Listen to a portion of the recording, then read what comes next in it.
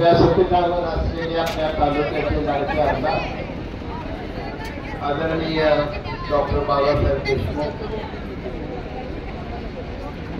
माजी नगराध्यक्ष आणि या पुतळ्यासाठी तांत्रिक बाबी त्यांनी सातत्याने लक्ष दिले ते आदरणीय रफीबाई नादार, युवा सेनेचे प्रमुख सागर पाटील, सर्व व्यासपीठावरचे जयंती उत्सवाचे नेते, अध्यक्ष उपाध्यक्ष खैरीदार, सर्व मंडळ, जमलेल्या माझ्या सर्व बांधवांनो, माझ्या भगिनी, आज सांगोला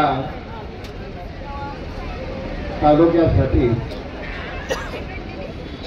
सोन्याचा दिवस आहे. ज्ञानेश्वरांनी एका ओळीत आजी सोनेयाचा दिनो में अमृते पाहिला. दिवस सोन्याचा तर आजचा आहे, पण त्यावर अमृताचा वर्षाव होतो अशा भावना व्यक्त करण्याचा असा दिवस आहे. आज भारतरत्न महामानव डॉक्टर बाबासाहेब आंबेडकर यांच्या पूर्णाकृती पुतळ्याचे या ठिकाणी आगमन झाले. ही सगळी दिसणारी तरुण पिढी माझ्या समोर दिसते आणि यात बऱ्यापैकी कमी लोक असतील की ज्याने अर्ज पुतळा बसवत असताना त्याही कार्यक्रमाला हजर होते. आपल्या तालुक्याचे स्वर्गीय आदरणीय भाई गणपतरावजी देशमुख साहेब तथा आबासाहेब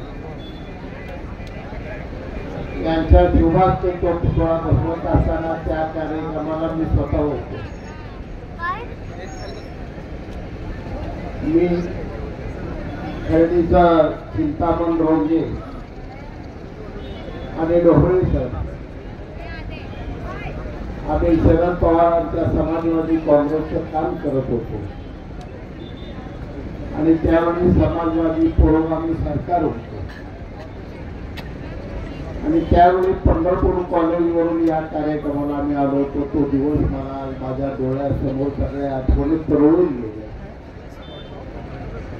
आज हा पूर्णाकृती पुतळा या ठिकाणी येत आहे. हा खऱ्या अर्थानं आपल्या सर्वांसाठी तमाम सांगोला तालुक्यातील 3.5-4 लाख लोकसंख्येसाठी स्वाभिमानाचा अभिमानाचा दिवस आहे. प्रत्येक मानवाच्या जीवनात, प्रत्येक माणसाच्या जीवनात काहीतरी स्वप्न उराशी बाळगून तो माणूस जीवन जगत असतो आणि या पुतळ्यापासून दररोज जात असताना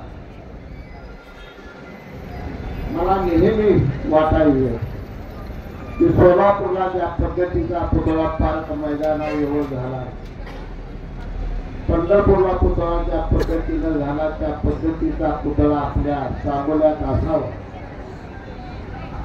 आणि त्या दिशेनं अध्यक्ष तानाजी बापूंची या ठिकाणी मी सातत्याने संपर्कात होतो. आता अनेक जण गेले, बंधून गेला, सुरूज गेला, सर्व अनेक कार्यकर्ते आपल्या बरोबर आज नाही त्या ठिकाणी, परंतु आपल्या सर्वांच्या प्रेमातून, आपल्या सर्वांच्या कष्टातून आज हा भरभर दिवस आपल्या सर्वांच्या भाग्यात आला आणि आपण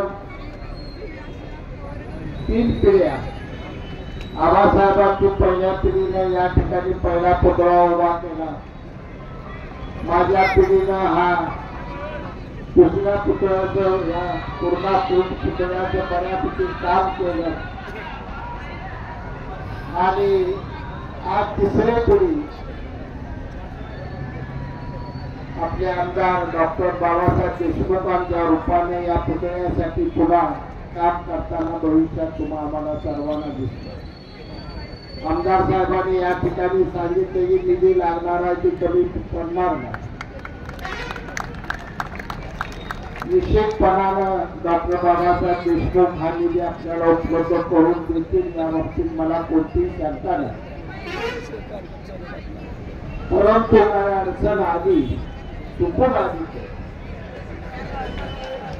कारण दोन्ही खाती नगर विकास आहे शिंदे साहेबांचे आणि निधीचं सगळ्यात महत्वाचं खातं पर्यटन आहे समोर देसाईकडे दोन्ही खाते शिवसेनेकडे आहे। आपल्या आमदार साहेबांबरोबर मी स्वतः बरोबर जाऊन निधी लागेल तेवढा तुम्हाला घेऊन येतो। ज्या दिवशी तुम्ही मागणी करणार आणि आमदार साहेब जायचं म्हणतील त्यावेळी त्यांच्याबरोबर मी स्वतः जातीने जाईल। आपलं हे स्वप्न आहे सगळं भव्य दिव्य स्वप्न साकार करण्यासाठी पैसा ही अडचण अजिबात येणार नाही एवढा आम्हा दोघांच्या माझ्या वतीनं बाबासाहेबांच्या वतीने मी शब्द तुम्हाला देतो की तुमच्या मनात जे शिल्प आहे ते सगळं पूर्ण करेपर्यंत प्रत्येक गोष्टीला पैसा या ठिकाणी निश्चितपणानं आपण मिळवू आणि चांगलं असं सुंदर या ठिकाणी जाता जाता दर्शन माणूस थांबला पाहिजे। नागपूर न कोल्हापूरला जाणार किंवा गाडी थांबली पाहिजे 2 मिनिटं उतरून त्यानं बघितलं पाहिजे एवढं हे सगळं सुंदर आपल्याला बनवायचं आहे। त्यासाठी आपण सर्वजण मिळून प्रयत्न करू। आज माता भीमाई यांच्या या जयंतीच्या निमित्ताने त्यांना मी नम्र विनम्र असते माझ्या आईला या ठिकाणी अभिवादन करतो। तुम्हा सर्वांना त्या जयंतीच्या मी शुभेच्छा देतो। आणि आज आपले मित्र माझा मित्र मिलिंद बनसोडे याचा वाढदिवस आहे त्याला माझ्या मी मनापासून या ठिकाणी हार्दिक शुभेच्छा देतो। आणि पुन्हा एक वेळ आपल्या सर्वांना आजच्या या शुभ दिनाच्या शुभेच्छा देऊन माझे 2 शब्द संपवतो। जय हिंद।